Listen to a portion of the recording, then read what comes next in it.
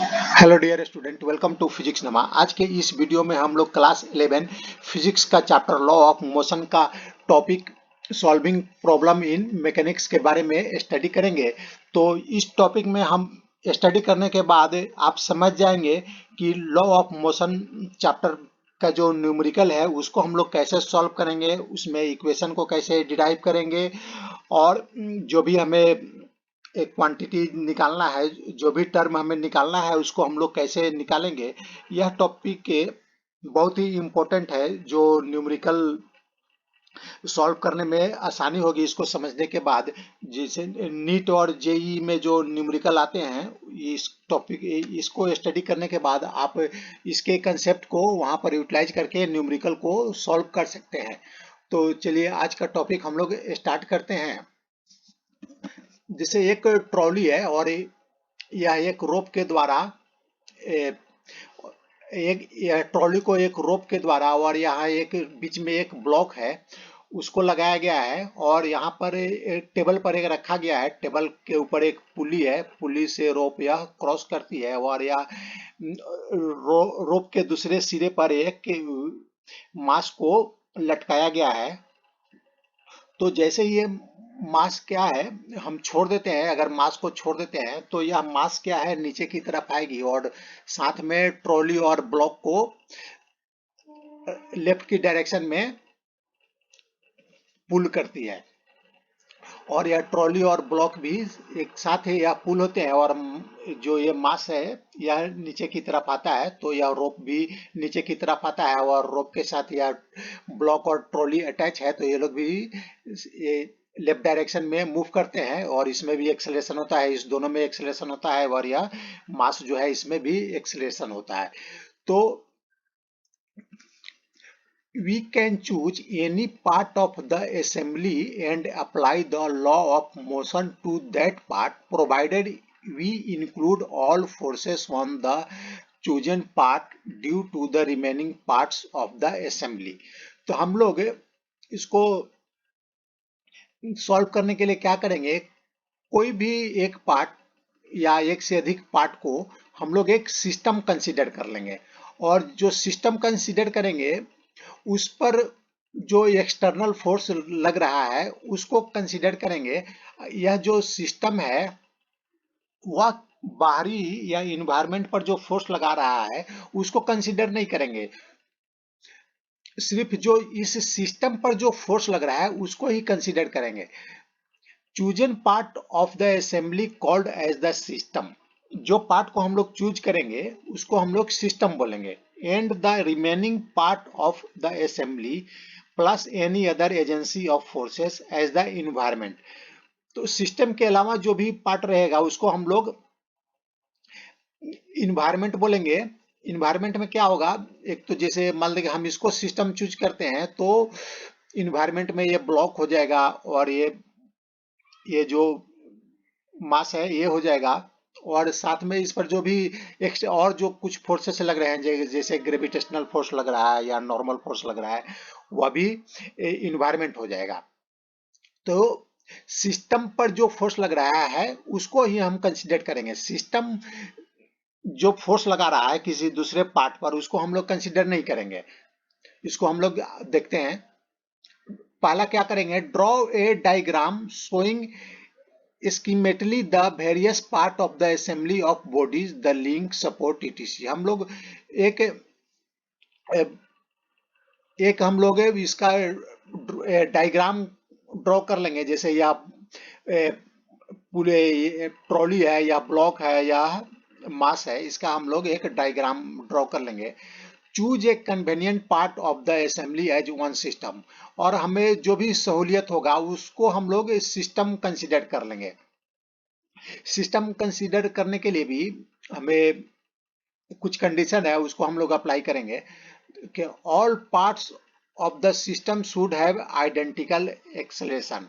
हम किसी एक पार्ट को या एक से अधिक पार्ट को हम एक सिस्टम कंसीडर कर सकते हैं, लेकिन उसका कंडीशन है कि जिसको हम लोग कंसीडर करेंगे सिस्टम, उसका एक्सेलरेशन आइडेंटिकल होना चाहिए। यानी मान ले हमें दो पार्ट को सिस्टम कंसीडर किए, दो पार्ट को मिलाकर हम एक सिस्टम कंसीडर किए, जैसे मान लेते हैं कि ये ब्लॉक और एक ट्रॉली को एक हम सिस्टम कंसीडर किए, तो क्या होगा अगर इन दोनों का एक्सेलरेशन सेम है, इक्वल है, तो ही हम सिस्टम कंसीडर कर सकते हैं।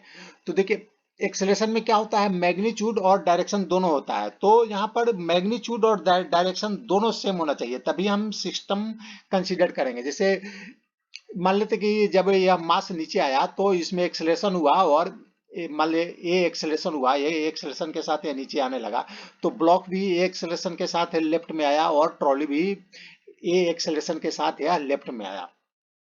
तो देखिए एक्सेलरेशन का मैग्नीट्यूड ए है, लेकिन डायरेक्शन इस केस में डायरेक्शन डाउनवर्ड है और इन दोनों के केस में डायरेक्शन लेफ्ट में है। तो इन दोनों केस में एक्सेलरेशन सेम है, मैग्नीट्यूड और दोनों का डायरेक्शन सेम है, और इस केस में सिर्फ मैग्नीट्यूड इसके इक्वल है लेकिन डायरेक्शन वर्टिकल डाउनवर्ड है।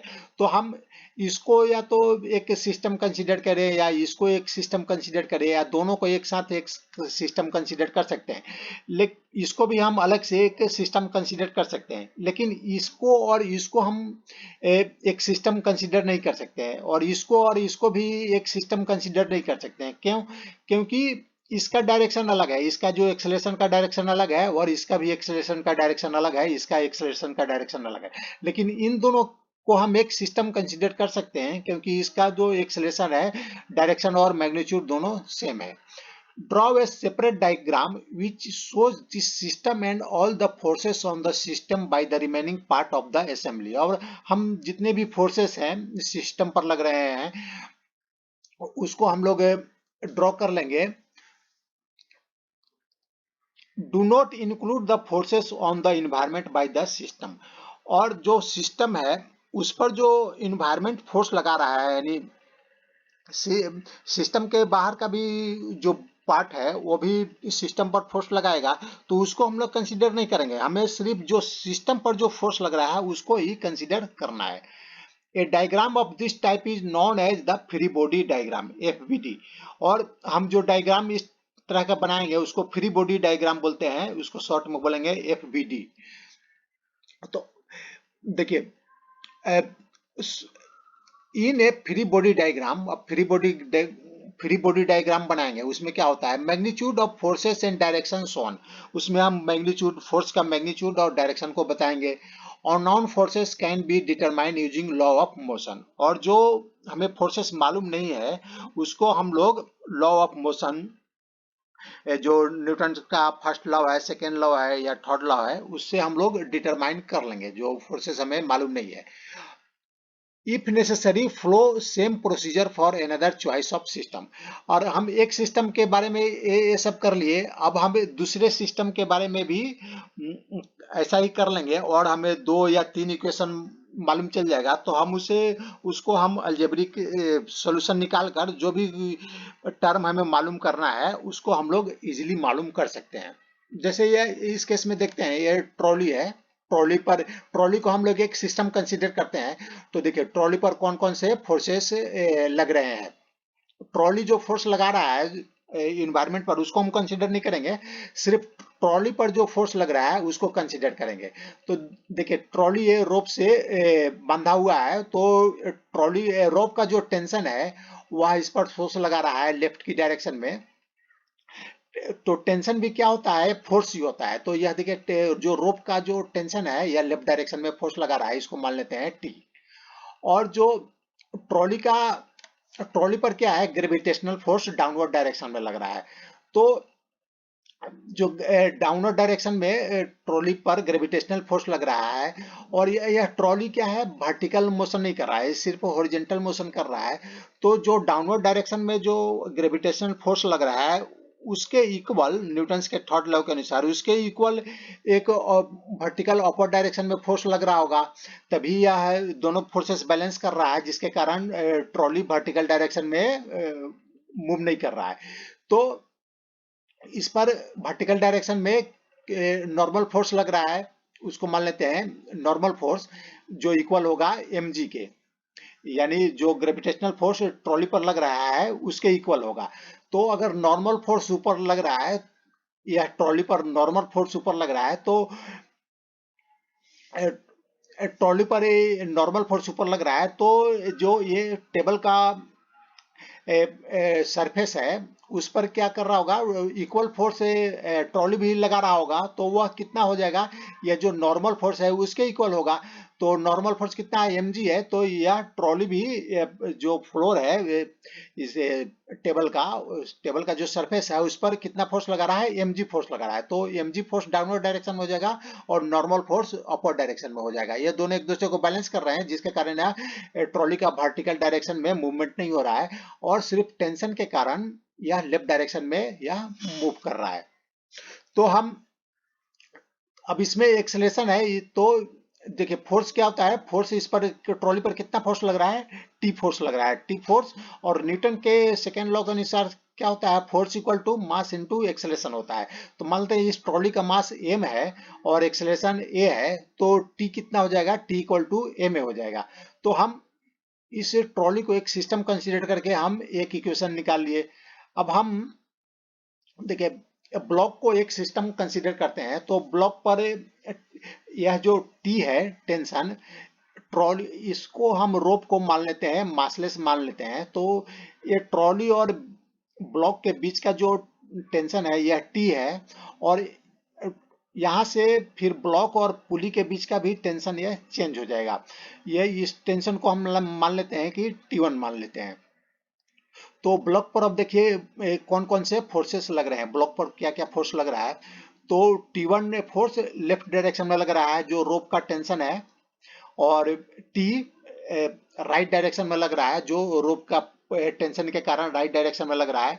और नॉर्मल फोर्स इसका मान लेते हैं कि N1 अपवर्ड डायरेक्शन में है, और यह M1G या डाउनवर्ड डायरेक्शन में इसके वेट के कारण लग रहा है फोर्स। तो ये दोनों फोर्स एक दूसरे को बैलेंस कर रहे हैं, वर्टिकल डायरेक्शन में मूवमेंट नहीं कर रहा है, तो बैलेंस कर रहे हैं। तो अब हम न्यूटन्स का सेकेंड लॉ अप्लाई करते हैं इस ब्लॉक पर। तो इस पर नेट फोर्स कितना हो जाएगा, देखिए T1 minus T net force हो जाएगा, और जो नेट फोर्स इक्वल क्या हो जाएगा, न्यूटन्स के सेकेंड लॉ के अनुसार m1 मान लेते हैं, ब्लॉक का मास m1 है, तो m1 और एक्सेलरेशन सेम है, ये जो एक्सेलरेशन, क्योंकि ये दोनों ट्रॉली और ये जो ब्लॉक है सेम एक्सेलरेशन के साथ लेफ्ट डायरेक्शन में मूव कर रहे हैं। तो एक्सेलरेशन ए जो हम लोगों ने पहले माना था वो है, तो T1 minus T equal to हो जाएगा m1a। तो एक दूसरा इक्वेशन हो गया, एक ये t equal to M A हो गया, और T1 minus T equal to M1a हो गया। तो दो इक्वेशन हमें मालूम चल गया। अब हम ये दोनों को, ब्लॉक और ट्रॉली को भी एक सिस्टम कंसीडर कर सकते हैं। क्यों, क्योंकि इन दोनों का जो एक्सेलरेशन है दोनों आइडेंटिकल है, इसका यानी मैग्नीट्यूड और डायरेक्शन एक्सेलरेशन का दोनों के लिए सेम है। तो हम इसको दोनों को एक सिस्टम कंसीडर कर सकते हैं। तो अब सिस्टम कंसीडर करके इस पर देखिए ये सिस्टम हो गया। तो इस पर लेफ्ट डायरेक्शन में T1 फोर्स लग रहा है, रोप का जो टेंशन है।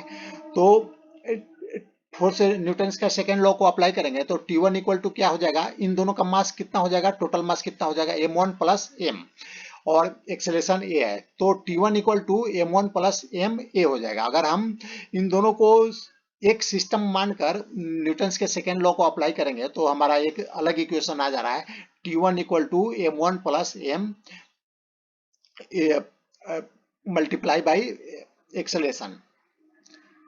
अब इसको हम एक सिस्टम मान लेते हैं, या जो मास है इसको एक सिस्टम मान लेते हैं। तो इस पर m2g मान लेते हैं, इसका जो मास है m2 है, और तो इस डाउनवर्ड डायरेक्शन में इस पर कितना फोर्स लग रहा है, ग्रेविटेशनल फोर्स लग रहा है m2g, और आप अपवर्ड डायरेक्शन में मान लेते हैं कि ये जो रोप का टेंशन है T2 है, तो अपर डायरेक्शन में T2 फोर्स लग रहा है। तो अब हम नेट फोर्स निकाल देते हैं, इस पर कितना लगेगा, m2g minus T2 net force हो गया, m2g minus T2 net force हो गया, इक्वल टू क्या हो जाएगा, न्यूटन्स का सेकेंड लॉ के अनुसार जो एक्सेलरेशन कितना होता है, फोर्स कितना होता है, m2a, इसका मास m2 है और एक्सेलरेशन a है, तो m2a हो जाएगा। तो ये हमें एक अलग इक्वेशन आ गया। तो हमें जो भी टर्म निकालना है, तो हम अलग अलग सिस्टम को कंसीडर करके जो क्वेश्चन में दिया रहेगा उसको यूज करके हम जो टर्म हमें निकालना है उसको हम निकाल सकते हैं। तो देखिए अगर हम रोप के मास को हम नेग्लिजिबल कंसीडर करेंगे तो ये, और यह पुली के भी मास को हम नेग्लिजिबल कंसीडर करेंगे तो T1 इक्वल टू T2 हो जाएगा, और यहाँ पर ये टी रहेगा। तो यहाँ इस केस में क्योंकि इन दोनों के बीच में ये दो मास है तो यहाँ पर टेंशन टी है, और यहाँ से यहाँ तक के हम अगर इसके पुली के मास को हम नेग्लिजिबल कंसीडर करें तो यह यहाँ से यहाँ तक का जो टेंशन होगा ये एक ही हो सकता है, टी टी मान लें कि T1 यहाँ से यहाँ तक का टेंशन हो सकता है। तो अगर क्वेश्चन में दिया रहेगा कि रोप का मास है या पुली का मास नेग्लिजिबल है तो यह जो टेंशन है इक्वल होगा, यहाँ से यहाँ तक इक्वल होगा और यहाँ से यहाँ तक का टेंशन इक्वल होगा। तो आज का यह वीडियो समाप्त हुआ। Thanks for watching.